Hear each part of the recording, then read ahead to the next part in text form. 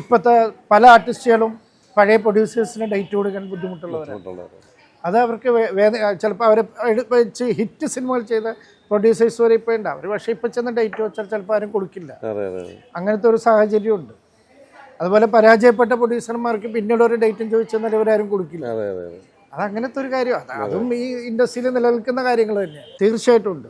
കാര്യം ചിന്തിക്കേണ്ടത്, ഒരു പ്രൊഡ്യൂസർ എന്ന് പറഞ്ഞാൽ ഒരു സിനിമ നടക്കുമ്പോൾ ഏകദേശം 150 പേരുടെ കുടുംബമാണ് ജീവിക്കുന്നത്. അപ്പോൾ ആ ഒരു പ്രൊഡ്യൂസർ പിന്നെ അപ്പോൾ അങ്ങനെ ഒരു പ്രൊഡ്യൂസറെ സംരക്ഷിക്കേണ്ട ഉത്തരവാദിത്വം തീർച്ചയായിട്ടും ഗവൺമെന്റാണ്. മരിച്ചപ്പോൾ പോലും ആരും അവിടെ എത്തി. ഞാൻ പോയിട്ടുണ്ടായിരുന്നു അദ്ദേഹം മരിച്ചപ്പോൾ. തൃശ്ശൂർ അദ്ദേഹത്തിന്റെ വീട്ടിൽ പോയിട്ട് ഇവിടെ ഒന്നും ഒരു മനുഷ്യൻ വന്നിട്ടില്ല. വളരെ കുറച്ച് സിനിമാക്കാർ മാത്രമേ വന്നു. നശിപ്പിക്കാൻ വേണ്ടി ഇറങ്ങിയേക്കുന്ന കുറേ പേരുണ്ട്. ഞാൻ പറഞ്ഞല്ലോ, ഇപ്പൊ എൻ്റെ സിനിമ തന്നെ ഈ വെടിക്കെട്ട് എന്ന് പറഞ്ഞ സിനിമ ഇറങ്ങിയപ്പോൾ തന്നെ ഒരുപാട് പേര് നല്ലത് പറഞ്ഞെങ്കിലും കുറേ പേരെ നശിപ്പിക്കാൻ വേണ്ടി തന്നെ ഇറങ്ങി തിരിച്ചിട്ടുണ്ട്.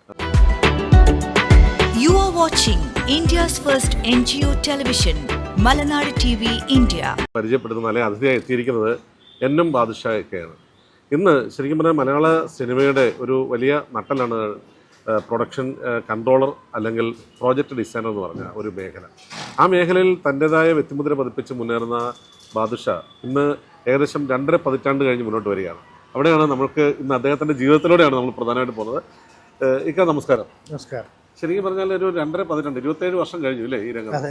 27 വർഷത്തെ ആ ഒരു എക്സ്പീരിയൻസ്. പ്രത്യേകിച്ച് മലയാള സിനിമ മാത്രമാണോ ചെയ്തിട്ടുള്ളത്? മലയാളമാണ് ചെയ്തേക്കണം. പിന്നെ 2 തമിഴ് പടം ചെയ്തു. ടോട്ടൽ ഒരു 200 കവിയും 200 സിനിമകൾ കഴിഞ്ഞ്. നമ്മുടെ ഈ കൺട്രോളർ എന്നുള്ള സ്ഥാനത്തേക്ക് എങ്ങനെയാണ് കടന്നു വരുന്നത്? ഞാൻ ആദ്യം ഒരു ഡോക്യുമെൻ്ററി പ്രൊഡ്യൂസ് ചെയ്തുകൊണ്ടാണ് ഈ രംഗത്തോട്ട് കിടക്കുന്നത്. പിന്നെ അതിന് ശേഷം ഇങ്ങനെ ടെലിഫിലിം, അന്നൊക്കെ ടെലിഫിലിംസാണ്, ഇപ്പോൾ ഷോർട്ട് ഫിലിമാണ്. അന്നൊക്കെ ടെലിഫിലിം, ആൽബം ഇതൊക്കെ ചെയ്ത് പിന്നെ സീരിയൽ മേഖലയിലോട്ട് കിടന്നു. സീരിയൽ മേഖലയിൽ നിന്നാണ് ഞാൻ പിന്നെ സിനിമയിലോട്ട് വരുന്നത്. അതെ. ഇപ്പം ഏകദേശം 200 പടങ്ങൾ കൺട്രോൾ ചെയ്തു എന്നുള്ളതിലുപരി എന്നെ എക്സൈറ്റ്മെൻറ്റിലേക്ക് എത്തിച്ചത് 6 നവാഗതർക്ക്, അതിൽ 1-2 പേര് എക്സ്പീരിയൻസ് ഉള്ളവരാണെങ്കിലും 6ഓളം സിനിമകൾ നിർമ്മിക്കാൻ തയ്യാറായി. അതിൽ നമുക്ക് ബിബിനെ പോലുള്ള നല്ല ആർട്ടിസ്റ്റുകളെയും കൂടെ കിട്ടി. സംവിധായകർ, അവരുടെ പിന്നിലൊരു സംവിധായകനും രചയിതാവും ഒക്കെ ഉണ്ടെന്ന് തിരിച്ചറിയാൻ പറ്റി അല്ലേ? വെടിക്കെട്ട് എങ്ങനെയാണ് അവരിലേക്ക് അവർക്കൊരു എൻട്രി കൊടുക്കണമെന്ന് ആഗ്രഹിച്ചത്? അല്ല, അങ്ങനെയല്ല. ഞാൻ അവരുടെ ഇപ്പോൾ അമർ അക്ബർ ആൻ്റണി, കട്ടപ്പനയിലെ ഹൃതിക് റോഷൻ, പിന്നെ ദുൽഖറിനെ വെച്ച് ഈ പടങ്ങളൊക്കെയാണ് അവർ സ്ക്രിപ്റ്റ് ചെയ്തിരിക്കുന്നത്. ഇവരൊരു ദിവസം ഞാനൊരു വിഷുവിൻ്റെ അന്ന് രാവിലെ 2 പേരുടെയും വീട്ടിൽ പോയിട്ട് ഞാൻ 2 പേർക്കും ഒരു വിഷു കൈനീട്ടം പോലെ കൊടുക്കുകയാണ്, ഒരു അഡ്വാൻസ് കൊടുക്കുകയാണ്. എന്നിട്ട് പറഞ്ഞു, ഇനി എന്നാണ് നിങ്ങൾ അടുത്ത പടം എന്ന് വെച്ചാൽ അത് എനിക്ക് ചെയ്യണമെന്ന് പറഞ്ഞു. അത് ഇതിനിടയിൽ അവർ അഭിനയിച്ച പടങ്ങളെല്ലാം ഞാൻ 2-3 പടങ്ങൾ വർക്ക് ചെയ്തു. ഇപ്പം ബിബിൻ ആദ്യമായിട്ട് നായകനായിട്ട് അഭിനയിച്ച ഒരു പഴയ ബോംബ് കഥ, ഇതൊക്കെ ഞാനാണ് വർക്ക് ചെയ്തത്. അപ്പോൾ ആ സമയം പോലുള്ള ഇവരുമായിട്ടുള്ള ബന്ധമാണ്. വിഷ്ണുവിനെ എനിക്ക് ഒരുപാട് കാലം മുമ്പേ അറിയാം. വിഷ്ണു കമ്മത്താൻ കമ്മത്ത് എന്ന് പറഞ്ഞ സിനിമയിലൊക്കെ അഭിനയിച്ചിട്ടുണ്ട്. ആ സമയത്തുള്ള ബന്ധമാണ് വിഷ്ണുവായിട്ട്. അപ്പോൾ വിഷ്ണുവും ബിബിനുമായിട്ട് അങ്ങനെ ഒരു അടുത്ത ബന്ധം ഉണ്ടാകുന്നു. അപ്പോൾ ഞാൻ ഇവരെ 2 പേരെ ഒരു ദിവസം ഞാൻ പോയി കണ്ട് ഇവർക്ക് ഈ പറഞ്ഞ പോലെ ഒരു വിഷു ദിനത്തിൽ കൈനീട്ടം പോലെ ഒരു അഡ്വാൻസ് കൊടുത്തു. അപ്പോൾ ഇവർ ഒരു ദിവസം എൻ്റെ അടുത്ത് വന്നിട്ട് പറഞ്ഞു, ഞങ്ങളൊരു സബ്ജക്റ്റ് പ്ലാൻ ചെയ്തിട്ടുണ്ട്, പക്ഷേ തീർത്തും പുതുമുഖങ്ങളെ വെച്ചിട്ട് നമ്മൾ ആ സിനിമ ചെയ്യുള്ളൂ. അതിനകത്ത് നമ്മൾ അറിയപ്പെടുന്ന ഒരു ആർട്ടിസ്റ്റിനെ നമ്മൾ അതിനകത്തോട്ട് കൊണ്ടുവരുന്നില്ല. അപ്പോൾ നമ്മളെല്ലാവരും പുതുമുഖങ്ങളായിരിക്കും. അപ്പോൾ അവരുടെ കൂട്ടത്തിൽ തന്നെയുള്ള കുറേ ആൾക്കാരുണ്ട്, അവർക്കെല്ലാം ഒരു അവസരം കൊടുക്കാൻ വേണ്ടിയാണ് അവരെ സിനിമ പ്ലാൻ ചെയ്തേക്കണമെന്ന് പറഞ്ഞു. ഞാൻ പറഞ്ഞു നമുക്ക് ചെയ്യാമെന്ന് പറഞ്ഞു. അങ്ങനെയാണ് ഞങ്ങൾ ആ സിനിമ ഉണ്ടാകുന്നത്. അത് ഏകദേശം ആ സിനിമയിൽ അഭിനയിച്ചിരിക്കുന്ന എല്ലാവരും ഏകദേശം 500ഓളം ആൾക്കാരുണ്ട് അതിനകത്ത്.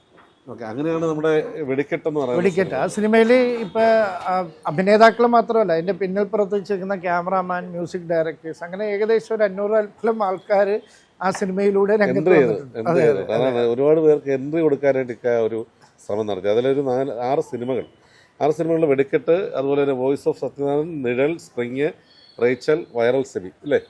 അപ്പോൾ ഇങ്ങനെ ഞാൻ പലപ്പോഴും ഇങ്ങനെ ഒരു സിനിമയ്ക്ക് സ്ക്രിപ്റ്റ് എഴുതിയതിന് ശേഷം പലരും സംവിധായകൻ അല്ലെങ്കിൽ പ്രൊഡ്യൂസറെ അന്വേഷിച്ച് നടക്കുമ്പോഴത്തേക്ക് ആരുടെ കൗൾ ഷീറ്റാണ് ആദ്യം കിട്ടേണ്ടത്, അല്ലെങ്കിൽ ഏത് താരമാണ് ഇതിനകത്ത് പ്രധാന കഥാപാത്രം അഭിനയിക്കേണ്ടതെന്ന് ആദ്യം ചോദിക്കുക നിർമ്മാതാക്കൾ. ഒരു കൺട്രോളർ അല്ലെങ്കിൽ ഒരു പ്രൊഡക്ഷൻ ഡിസൈനർ എന്നുള്ള നിലയിൽ മുഴുവൻ ഏരിയയിലും പുതുമുഖങ്ങളെ പരീക്ഷിക്കാൻ എങ്ങനെ ധൈര്യം വന്നു? അത് അവർ 2 പേരിലുള്ള ഒരു വിശ്വാസം, ബിബിനും വിഷ്ണുവിലുള്ള ഒരു വിശ്വാസം. അതെ. പടം എങ്ങനെ നന്നായിട്ട് പടം ഏറ്റെടുത്തു. നന്നായിരുന്നു. പക്ഷെ എനിക്ക് സാമ്പത്തികമായിട്ട് പക്ഷേ നമുക്ക് വലിയ ബെനിഫിറ്റ് ഒന്നുമില്ല. പക്ഷെ അതൊരു നല്ല സിനിമ ചെയ്തു എന്നുള്ളൊരു സംതൃപ്തി ഉണ്ടായിട്ടുണ്ട്. ഓക്കെ. ഇന്നിപ്പം 200-ലധികം സിനിമകൾക്ക് കൺട്രോളറായിട്ടും അതുപോലെ ഡിസൈനറായിട്ടൊക്കെ പ്രവർത്തിച്ചിട്ടുണ്ട്. മലയാളത്തിൽ ഏറ്റവും ടഫായിട്ടുള്ള ഒരു സംവിധാനം ആരായിരിക്കും? അപ്പം അങ്ങ് പ്രവർത്തിച്ചത്, അതായത് വളരെ ബുദ്ധിമുട്ടി അദ്ദേഹം ആവശ്യപ്പെട്ടിട്ടുള്ളതെല്ലാം നിർവഹിച്ച് കൊടുക്കുന്ന ആളാണല്ലോ ഈ കൺട്രോളർ എന്ന് പറയുന്നത്. അപ്പോൾ ഏറ്റവും നമ്മൾ ബുദ്ധിമുട്ട് അല്ലെങ്കിൽ സ്ട്രെയിൻ എടുത്ത് ചെയ്ത ഒരു പടം ഏതാണ്? അല്ല, അങ്ങനെ സ്ട്രെയിൻ എടുത്ത് ഇപ്പം നമ്മളെല്ലാ സിനിമയും ഒരേ സ്ട്രെയിൻ തന്നെയാണ് എടുക്കേണ്ടത്. അതിൻ്റെ ബുദ്ധിമുട്ട് എല്ലാ പടത്തിനും ഉണ്ട്. എന്നാലും ഏറ്റവും കൂടുതൽ നമ്മൾ കഷ്ടപ്പെട്ടിട്ടുള്ളത് മേജർ രവി സാറിൻ്റെ പടങ്ങൾ വർക്ക് ചെയ്യുമ്പോഴാണ്. അദ്ദേഹത്തിൻ്റെ പടങ്ങളെല്ലാം കാർഗിലും സോഫിയാനിലും കാശ്മീരിലും ഒക്കെയാണല്ലോ നടക്കുന്നത്. അത് ഇന്ന് തോക്കിന്റെ നിലയിൽ നിൽക്കുന്ന ഒരു ഏരിയയാണ്. അതെ അതെ അതെ, അവിടെ നിന്നുകൊണ്ട് അതൊക്കെ ചെയ്യാൻ ധൈര്യം കാണിച്ചു. അതെ അതെ അതൊരു എക്സ്പീരിയൻസ് ആയിരുന്നു. അതെ, ഭയങ്കര എക്സ്പീരിയൻസ് ആണ്. ഇന്ത്യൻ സോൾജിയറിന്റെ ഒരു ഫീലിംഗ് ആണ് എല്ലാവർക്കും. അതെ അതെ. ശരിക്കും മറക്കാൻ പറ്റാത്ത അനുഭവങ്ങൾ ഏതൊക്കെയാണ്? അല്ല, ഞാൻ പറയും ഇപ്പം ഈ പിക്കറ്റ് 43 എന്ന് പറഞ്ഞ സിനിമ ഷൂട്ടിംഗ് നടക്കുമ്പോൾ അവിടെ ഏറ്റവും കൂടുതൽ തീവ്രവാദികളുള്ള ഒരു സ്ഥലമാണ് ഈ സോഫിയാൻ എന്ന് പറയുന്നത്. അവിടെയാണ് ഞങ്ങളുടെ ഷൂട്ട് നടക്കുന്നത്. അവിടെ എപ്പോഴും ഈ ആക്രമണം നടക്കുന്ന ഒരു ഏരിയയാണ്. അപ്പോൾ ഒരു ദിവസം ഷൂട്ട് നടക്കുകയാണ്. ഈ ഷൂട്ട് നടക്കുന്നതിൻ്റെ ഇടയിൽ ഞാൻ പെട്ടെന്ന് മേളിൽ ഷൂട്ട് ഒരു 2 കിലോമീറ്റർ അപ്പുറത്താണ് നടക്കണം. ഞാൻ ഫോൺ ചെയ്യണമെങ്കിൽ മേളിലോട്ട് വന്നാലേ റേഞ്ച് കിട്ടുള്ളൂ. അപ്പോൾ അടുത്ത ദിവസം ഇവിടെ നിന്ന് ഇനി ഷിഫ്റ്റാണ് നാട്ടിലോട്ട്. അപ്പോൾ അവിടെ പോയിട്ടുള്ള കാര്യങ്ങൾ ചെയ്യാൻ വേണ്ടി ഞാൻ മേളിൽ റൂമിലോട്ട് വന്നിരിക്കുമ്പോഴേക്കും പെട്ടെന്ന് എനിക്ക് താഴത്തുനിന്ന് വയർലെസ്സിൽ ഒരു മെസ്സേജ് വന്നു, ബാദുഷ എവിടെയെന്ന് ചോദിച്ചു. അപ്പോൾ ഞാൻ മുകളിലുണ്ട്, പൃഥ്വിരാജ് സംസാരിക്കും. ബാദുഷ റൂമിൽ നിന്ന് പുറത്തിറങ്ങരുത് കേട്ടോ, അവിടെ തന്നെ ഇരിക്കണം, നിങ്ങളുടെ റൂമിൻ്റെ പുറത്ത് മുഴുവൻ അവർ വളർന്നേക്കുവാണെന്ന് പറഞ്ഞു. അപ്പോൾ ഇത് അവർ തമാശക്കാണ് ചെയ്തത്. അപ്പോൾ ശരിക്കും പറഞ്ഞാൽ അവിടെ ഇങ്ങനെ ഒരു സംഭവം ഉണ്ടായിരുന്നു. അത് ഇറങ്ങിക്കഴിഞ്ഞ് എല്ലാം കഴിഞ്ഞ് രാത്രി ഞാൻ അവിടെ നിന്ന് പതുക്കെ ഇറങ്ങുമ്പോഴാണ് അവിടുത്തെ പട്ടാളക്കാർ വന്നിട്ട് പറഞ്ഞത്, അവിടെ ഇഷ്ടംപോലെ മലയാളികൾ ഉണ്ടായിരുന്നു, സാറ് ഇങ്ങനെ ഒരു സംഭവം ഇന്ന് ഇവിടെ ഉണ്ടായിട്ടുണ്ട്. അതുപോലെ നമ്മൾ ആ സമയത്ത് എപ്പോഴും ഞങ്ങൾ കുറച്ച് ആൾക്കാർ താമസിക്കുന്നത് അവിടെ നിന്ന് ഒരു 10 കിലോമീറ്റർ അപ്പുറം പോയിട്ടാണ്. അപ്പം അങ്ങോട്ടുള്ള യാത്രകളൊക്കെ എപ്പോഴും ഭയങ്കര ടെൻഷൻ അടിച്ചുള്ള യാത്രകളാണ്. അത് മിക്കവാറും ഞങ്ങൾ ഈ ബുള്ളറ്റ് പ്രൂഫുള്ള വണ്ടിയിലൊക്കെയാണ് അവർ നമ്മളങ്ങോട്ട് ഷിഫ്റ്റ് ചെയ്യുകയൊക്കെ ചെയ്യുന്നത്. ഭയങ്കര അനുഭവമായിരുന്നു. അതെ അതെ അതെ. അതുപോലെ ഇപ്പം പലരുടെയും ഈ 27 വർഷം എന്നൊക്കെ പറയുമ്പോൾ മലയാള സിനിമയിലെ പല മഹാരഥന്മാരുടെ ഉയർച്ചയും പലരുടെയും വീഴ്ചകളും കണ്ടുണ്ട് അല്ലേ? അതെ അതെ. ശരിക്കും സമരസപ്പെട്ട് പോകുമ്പം അല്ലെങ്കിൽ ആ ഒരു മേഖലയിലൂടെ കടന്നു പോകുമ്പം ഏറ്റവും കൂടുതൽ റെസ്പെക്റ്റ് ഉള്ള ഒരു നടൻ അല്ലെങ്കിൽ സംവിധായകൻ അല്ലെങ്കിൽ ഈ പറയുന്ന നിർമ്മാതാവ് ആരാണ്? റെസ്പെക്റ്റ് ഏറ്റവും കൂടുതലുള്ള 2 മഹാനടന്മാരോട് തന്നെയാണ് നമുക്ക് എപ്പോഴും. മമ്മൂക്കയോട് ലാലേട്ടനോടുമാണ് ഏറ്റവും കൂടുതൽ റെസ്പെക്റ്റ് നമുക്കുള്ളത്. പിന്നെ ഒരുമാതിരി നമ്മളെല്ലാ സീനിയർ ആൾക്കാരെയും നമ്മൾ ആ രീതിയിൽ തന്നെ കണ്ടു, റെസ്പെക്റ്റോടുകൂടി തന്നെ നമുക്ക് അവരെല്ലാം കാണാൻ പറ്റിയിട്ടുണ്ട്. കാരണം ചോദ്യത്തിൻ്റെ കാരണം എന്ന് പറഞ്ഞാൽ പലപ്പോഴും ചലച്ചിത്ര രംഗത്തിനെ കുറിച്ച് നമ്മുടെ സമൂഹത്തിന് ഇതുവരെ ഒരു കാഴ്ചപ്പാടുണ്ട്. ഇപ്പം മാറിയിട്ടുണ്ട്, പുതിയ തലമുറയൊക്കെ വന്നു, എഡ്യൂക്കേറ്റഡ് ആയിട്ടുള്ള ഒരുപാട് ആൾക്കാർ വന്നു, പല രംഗത്തുള്ള പ്രശസ്തരും പ്രഗത്ഭരും സിനിമയിൽ പിന്നീട് എഴുത്തുകാരടക്കം അഭിനയിക്കാനൊക്കെ വന്നിട്ടുണ്ട്. അപ്പം മാറ്റങ്ങളുണ്ടായിട്ടുണ്ട്. എന്നാലും ഈ സദാചാര ബോധം തീരെ ഇല്ലാത്ത ഏറിയാണെന്നുള്ളൊരു ചിന്ത പണ്ട് സിനിമകളിലുണ്ടായിരുന്നു. പലപ്പോഴും ഈ മീ ടു പോലെയുള്ള സംഭവങ്ങളും ഇപ്പോഴും നമ്മളുടെ ഈ പറയുന്ന പ്രശ്നങ്ങളൊക്കെ അതിജീവിച്ച് മുന്നോട്ട് പോവുകയാണ്. അതുകൊണ്ടാണ് ഞാൻ ചോദിച്ചത്, ഒരു റെസ്പെക്റ്റ് തോന്നിയിട്ടുള്ള നടൻ അല്ലെങ്കിൽ ഒരു സംവിധായകൻ, ഒരു നിർമ്മാതാവ്? അല്ല, ഞാൻ പറഞ്ഞല്ലോ റെസ്പെക്റ്റ് നമുക്ക് ഇവരോടെല്ലാം തോന്നിയിട്ടുണ്ട്. എനിക്ക് ജോർജ് സാറിനോട് ഭയങ്കര റെസ്പെക്റ്റാണ്, സിബി മലയിൽ സാറിനോട് ഭയങ്കര റെസ്പെക്റ്റാണ്, രഞ്ജിത്ത് ഏട്ടനോട്, ഇങ്ങനെ നമുക്ക് ഒരുപാട് സീനിയർ ആൾക്കാരോട് ഭയങ്കര റെസ്പെക്ട്, പിന്നെ അപ്രോച്ച് ചെയ്യുന്ന രീതി. പിന്നെ ഇപ്പോഴത്തെ തലമുറയിലുള്ള ആൾക്കാരോട് നമുക്കൊരു ഫ്രണ്ട്ഷിപ്പാണ്, അവരോട് റെസ്പെക്റ്റിനേക്കാൾ കൂടുതൽ ഫ്രണ്ട്ഷിപ്പാണ്. അവരുമായിട്ട് നമുക്ക് എന്തും സ്വാതന്ത്ര്യമാണ്. ഞാനിപ്പോൾ യുവതലമുറയിലെ ഒരുപാട് ഡയറക്ടേഴ്സുമായിട്ട്, ഇപ്പോൾ ഹിറ്റ് പടങ്ങൾ ചെയ്ത ഡയറക്ടേഴ്സുമായിട്ട് എല്ലാവരുമായിട്ടും വർക്ക് ചെയ്തിട്ടുണ്ട്, വർക്ക് ചെയ്തുകൊണ്ടിരിക്കുന്നത്. അപ്പോൾ ഇവരോടൊക്കെ ഒരു ഫ്രണ്ട്ഷിപ്പ് മൈൻഡും, ഇത്രയും സീനിയർ ആൾക്കാരോട് എപ്പോഴും നമുക്കൊരു ബഹുമാനമാണ്. അതുപോലെ സീനിയർ പ്രൊഡ്യൂസേഴ്സിനോട് നമുക്ക് എപ്പോഴും ഒരു ബഹുമാനമാണ്. അല്ലെങ്കിൽ മലയാള സിനിമയിലെ ചരിത്രങ്ങൾ സൃഷ്ടിച്ച പ്രൊഡ്യൂസേഴ്സാണ് ഒരുപാട് പേര് ഇവിടെ ഉള്ളത്. അപ്പോൾ അവരോടൊക്കെ നമുക്ക് എപ്പോഴും ഒരു ബഹുമാനം തന്നെയാണ്. ഇപ്പോഴത്തെ ഞാൻ പറയും, ഇപ്പോൾ വരുമ്പോൾ നമ്മുടെ തലമുറയിൽപ്പെട്ട പ്രൊഡ്യൂസേഴ്സൊക്കെ വരുമ്പോൾ അവരോട് നമ്മളൊരു ഫ്രണ്ട്ഷിപ്പും കാര്യങ്ങളുമായിട്ടാണ് നമ്മൾ മുമ്പോട്ട് പോകുന്നത്. എന്നാലും കാശ് മുടക്കുന്ന ആളോട് എപ്പോഴും ഒരു പ്രത്യേക റെസ്പെക്ട് നമുക്ക്. അല്ല, പല പ്രൊഡ്യൂസേഴ്സും പറഞ്ഞിട്ടുണ്ട് ഈ ക്യാമറയുടെ കണ്ണ് തുറക്കുന്നത് വരെയാണ് ആ റെസ്പെക്ട് കിട്ടാറുള്ളതെന്ന് പറഞ്ഞിട്ടുണ്ട്. അത് പലർക്കും അങ്ങനെ അനുഭവങ്ങൾ ഉണ്ടായിട്ടുണ്ട്.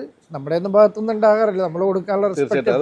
എന്നോട് ഏറ്റവും കൂടുതൽ അത് എനിക്ക് സ്ട്രൈക്ക് ചെയ്ത് പറഞ്ഞത് അമേരിക്കൻ അച്ഛ എന്ന് പറഞ്ഞ ഞങ്ങളുടെ നാട്ടില് പത്തനംതിട്ടയില് ഏബ്രഹാം മാത്യു എന്ന് പറഞ്ഞ ഒരാളുണ്ടായിരുന്നു, സണ്ണി ഏബ്രഹാം.